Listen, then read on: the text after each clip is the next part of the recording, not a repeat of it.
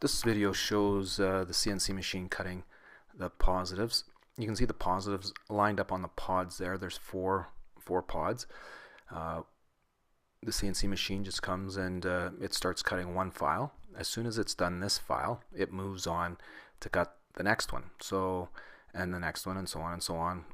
So when this one's done, you basically just take it off the pod, replace it with a new block, and it just goes, keeps going round and round, cycling through the pods, producing positives all day long.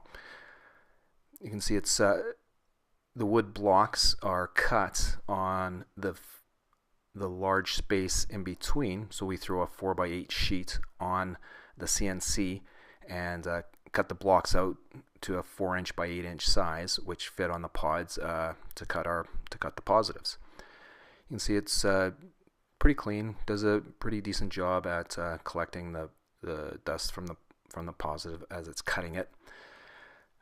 Pretty soon here, as it finishes up doing the heel, it's going to make a move to go do a tool change to the trimming tool to cut out the perimeter and cut the positive out of the block. So it comes over here, tool change, and you can put up to 7 different tools and program up to to use different tools to cut out the positive or do different things on the negative. Or if you're cutting other things, you can put different tools in there to cut those out.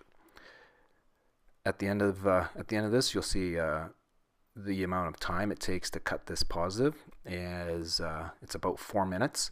You can that can be substantially increased. If you look at the positive when it's finished here, you'll see there's no deep grooves in it.